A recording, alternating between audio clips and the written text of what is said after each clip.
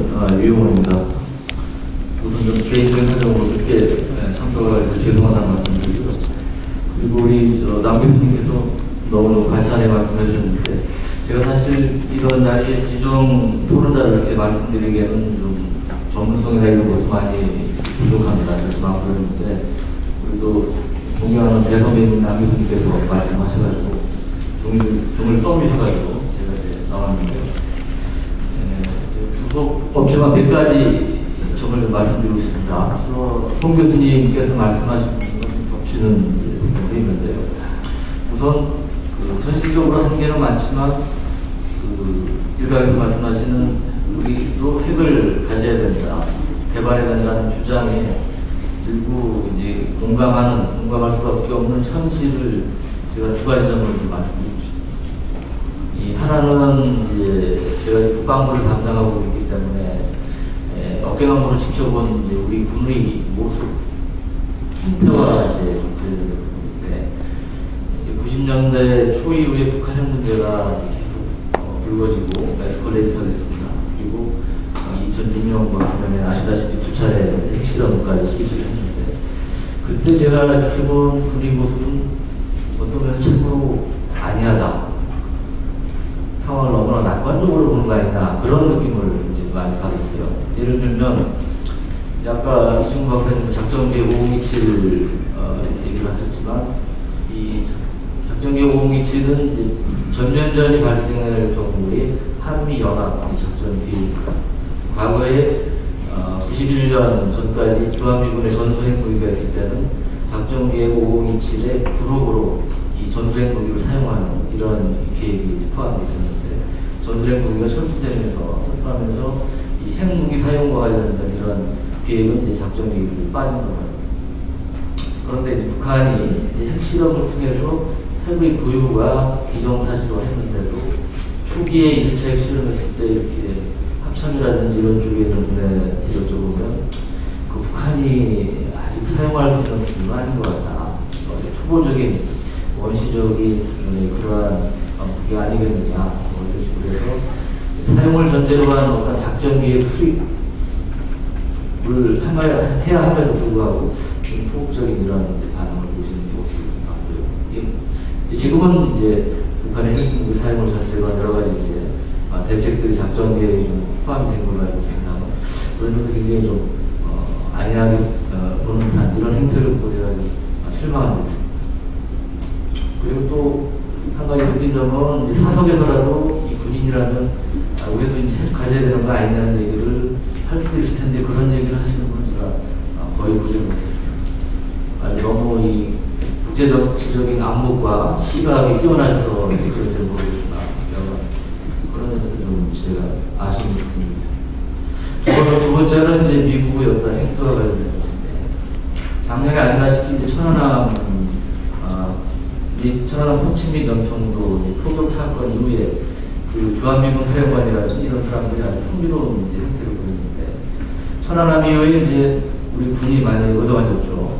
그래서 군에서 북한이 추가 도발을 하면 어떻게든 강하게 응징을 하겠다고 비무장지대 DMZ 같은 데 미사일도 갖다 놓고 상당히 강한 대응 태세를 유지했는데, 그때 이제 참사령관이 참참부장을 찾아와서 그런 얘기를 하더랍니다.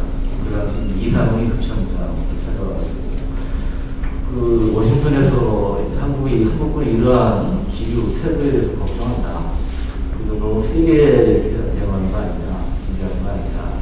그래서 당시에 이상 회장이 DMZ 안에는 이제 유엔군 사령관을 경하고 있는 주한미군 사령관이 관여하고 하지만, 그것은 DMZ 실질성 밖에서 우리가 하는 것이기 때문에 너네들이 말도 할 문제가 아니라 이런 식으로 주장했다고 보는데, 기본적으로 미국의 행태는 어떠한 북한의 도발을 견제, 억제하는데 노력을 하지만 어떤 아주 위기 상황이 벌어졌을 때는 일단 우리가 강하게 대응하는 것을 견제하는 것이 지금까지 여러 마음산 사건이라든지 역사적으로 지정을 하는데, 이번에는 천안함 정부에서 비슷한 상황이 이제 벌어지고 있습니다.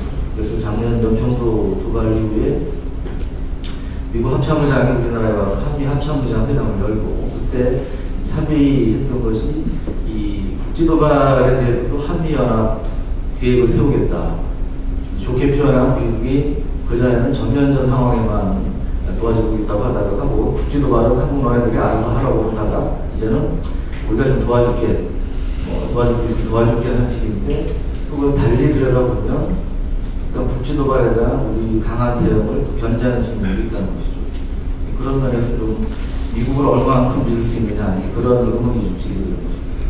또 한 가지는 그 전술핵무기 말씀들 많이 하시는데 제가 잘못 알고 있는지 몰라도 이 전술핵무기 사용에 대한 미국의 전략이라든지 작전 개념이 많이 바뀌었습니다. 그래서 91년까지 우리나라의 전술핵무기가 배치됐을 때는 전투 핵폭탄, 이 전투기나 폭격기에 투하하는 핵폭탄 외에도 대포로 쏘는 포탄, 그리고 지뢰, 심지어는 사람이 배낭처럼 메고 됐으니 이런 것도 있었는데 지금은 대부분 다 이제 폐기가 되고 현재 사용하고 있는 것은 B-61이라고 이제 핵폭탄 한 1,300여 발이고 그 외에 이제 그 잠수함이나 이지스함에서 발사하는 토마호크 미사일용 W-80 핵탄 520발, 320발 정도 미국의 핵무기, 전술핵무기 다양한 문제가 있는데 미국이 우리한테 이제 핵무사안을 제공한다고 그럴 때 현실적으로 두 가지 방법이 있는 것 같습니다. 하나는 이제 밤에 미국의 B2 폭격기라든지 B50 폭격기 등이 배치되어 있어서 유사시 한방으로 출동하는데 거기서 이제 전투 핵폭탄을 출동하는 방법이 있고 또 한 가지는 한반도 분해에 이제 배치되어 있는 이지스함이라든지 미국의 핵잠수함에 배치되어 있는 토마호크 크루즈 미사일 중 핵탄두가 장착된 것을 통해서 이제 핵우산을 제공하는 방법이 있는데 현실적으로 그 아까 뭐 송 교수님께서 5분 내에 출동 가능하다고 그랬지만 저는 그것은 거의 불가능하다고 봅니다. 왜냐하면 밤에서 출동하더라도 아무리 빨리 오더라도 몇 시간이 걸리고요. 두 번째 문제는 이 핵잠수함이나 이지스함에 배치되어 있는 토마호크 미사일에 항상 핵탄두가 장착되어 있지 않습니다. 제가 알기로는 평상시에는 이 본토라든지 이런 핵무기 저장소에 보관이 되어 있다가 위기가 고조될 때 핵탄두가 장착된 토마호크 미사일을 배치하는 것이 기본 개념인 것으로 알고 있습니다. 일부는 뭐 물론 이제 사실 대비해서 핵탄두 장착한 핵잠수함이 있겠지만 그런 것이 항상 한반도 주변에 있으리라는 보장은 없고요. 현실적으로 이제 가능이 않죠. 그런 점에서 보면 이 지금 미국이 얘기하는 핵무사의 어느 만큼 우리가 기대하는 만큼 빠른 시일 내에 우리한테 제공될 수 있겠는가 하는 의문이 제기됩니다. 그런 점에서 보면 그 말씀하신 우리도 핵 개발해야 된다, 가야 된다는 말이 상당히 이제 설득력이 있는데 저는 그럼에도 불구하고 이것은 현실적으로 굉장히 부작용과 후유증이 많다. 쉽게 얘기하면 득보다식이 많기 때문에 다른 방식을 취하는 것이 바람직하지 않나 그런 생각이 듭니다. 국제정치 외교 문제는 뭐 저보다 훨씬 더 잘하신 전문가들이 계시기 때문에 제가 자세히 말씀드리지 않겠고 우선 아까 김상현 장관님 말씀하신 한미동맹을 감안해 볼 때 우리가 핵을 보유한다고 했을 때 여러 가지 엄청난 부작용, 후유증이 있을 것입니다. 그렇기 때문에 현실적으로 봤을 때 그 가장 최선책은 아니지만 차선책이나 차차선책 그런 성격으로 해서 하는 것은 우리가 흔히 얘기하는 뉴클리어 옵션, 핵무장 선택권이라고 그러죠. 그런 전략을 우리가 택할 수밖에 없지 않나 싶습니다. 뉴클리어 옵션은 아시다시피 핵무기를 가지고 있지는 않지만 언제든지 핵무기를 만들 능력을 갖고 있는 겁니다. 그러니까 제철의 농축 기술을 부여하고 핵을 주기를 완성해서 그런 잠재 역량을 이렇게 갖는 것인데 뭐 일본이라든지 이런 나라가 뉴클리어 옵션을 갖고 있는 상황입니다. 우리 경우는 우선은 국서부가 지금 한미 간의 원자력 협상이 진행 중이지 않습니까? 여기에서 최대한 우리가 제철의 농축 기술을 가질 수 있도록 이렇게 노력하는 것이 이제 필요하다고 보고요. 그런 점에서 저는 요즘 핵주권 뭐 이런 표현도 쓰는데 미국을 자극하지 않으려면 핵주권이라는 표현도 공개적으로 적어도 민간인은 못 쓰겠지만 공무원들은 정부에서는 핵주권이라는 말을 쓰지 말고 원자력 주권이라든지 이런 표현을 순화시켜서 쓰는 것이 현실적으로 좀 낫지 않을까 이제 그런 생각이 듭니다. 또 한 가지, 이런 원자력 협상 관련해서 또 이제 중요한, 또 다른 차원에서 이제 중요한 또 협상이 하나 있는데, 아시다시피 탄도미사일 사거리는 한미 미사일 지침에서 지금 300km로 제한이 되어 있습니다.